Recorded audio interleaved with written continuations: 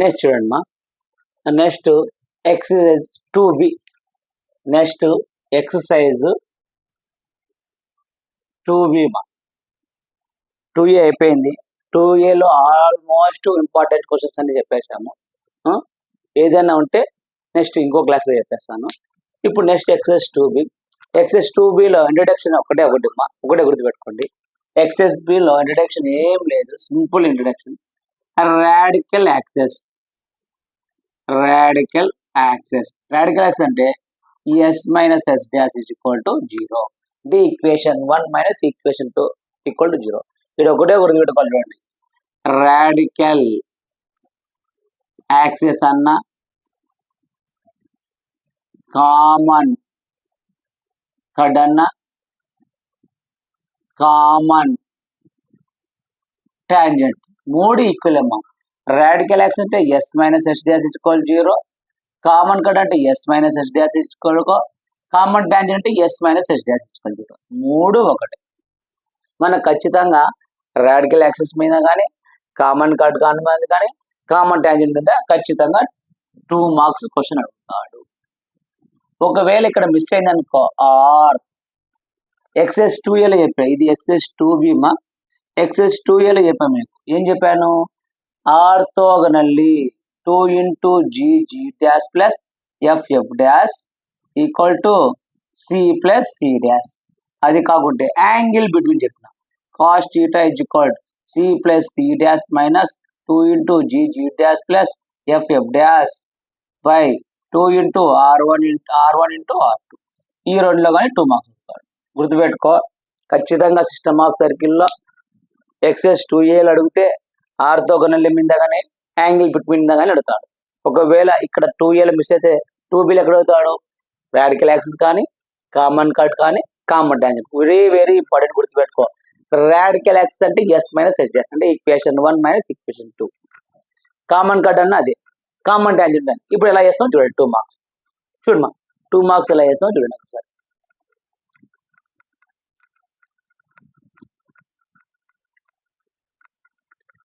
చూడండి ఫస్ట్ చూడండి. ఇక్కడ find the equation of the radical axis. Radical axis అంటే గుర్తుపెట్టుకో S minus S dash is equal to 0. ఇక్కడ second problem, third problem, fourth problem very very important. First problem ఏమంటే ఇక్కడ 3 ఉంది కాబట్టి దానికోసం నేను చెప్తాను. చూడు ఫస్ట్ ప్రాబ్లం చెప్తాడు. First given circle S is equal x square plus y square minus 3x minus 4y plus 5 equal to 0. Equation 1. ఇంకో ఈక్వేషన్ కాబట్టి S dash is equal 3 into x square plus y square minus 7x plus 8y minus 11 equal 0. Equation 2. కానీ మనకు X square కోసం ఉన్నాం కాబట్టి ఈ 3 అదర్ పంపిస్తాం.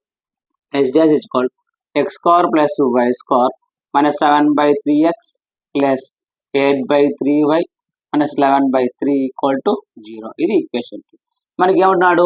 రాడికల్ యాక్సిస్ ఉన్నాడు. ఒకటి the radical axis is S equal 0 and S dash is equal 0 is S minus S dash equal 0.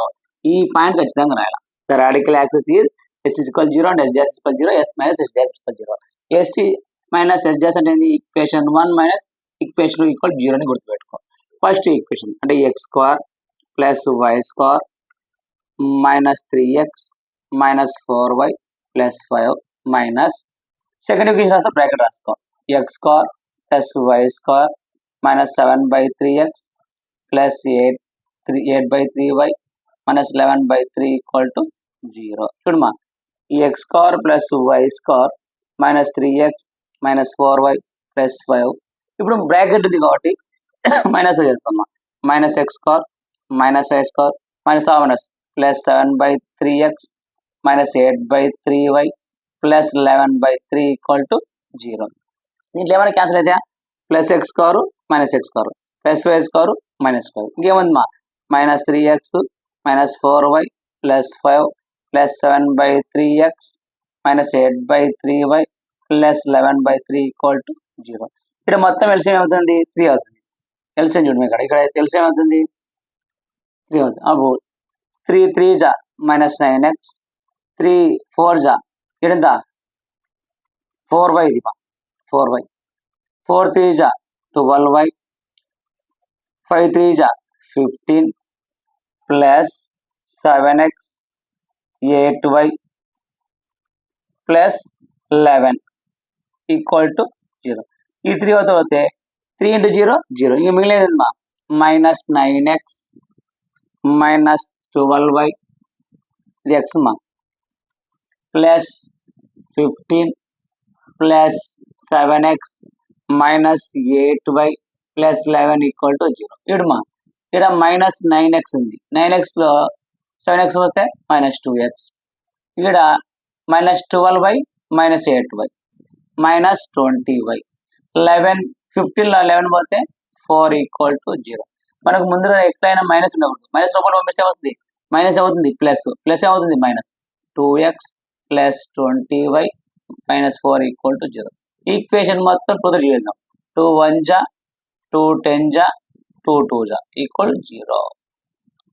2 marks మా దీనికి చూడు ఏమని ఉందా ఏం లేదు. 2 మార్క్స్ చూడు X plus 10y X plus 10y 13 11 minus 13 చూడమ్మా అంతే కరెక్ట్ లేమ్మా. ఇక్కడ 11లో 4 పోతే సారీ అమ్మా 15 ప్లస్ 11 26 కదా సారీ 26. ఇక్కడ ఏమొస్తుంది మైనస్ 26. అప్పుడు మనము 2తో మల్టిప్లై చేస్తే ఏమొస్తుంది చూడు 2 1 జా 2 10 జా 2 13 జా ఈక్వల్ టు 0. ఏ కొంచెం మిస్టేక్ పైన 2 మార్క్స్. ఎందుకంటే 15 ప్లస్ 11 26. 2 మార్క్స్ వెరీ వెరీ ఇంపార్టెంట్. ఓకేనా. నెక్స్ట్ ప్రాబ్లం చూద్దాం. నెక్స్ట్ ప్రాబ్లం సెకండ్ ప్రాబ్లం కూడా నేను చేస్తాను చూడండి ఒకసారి.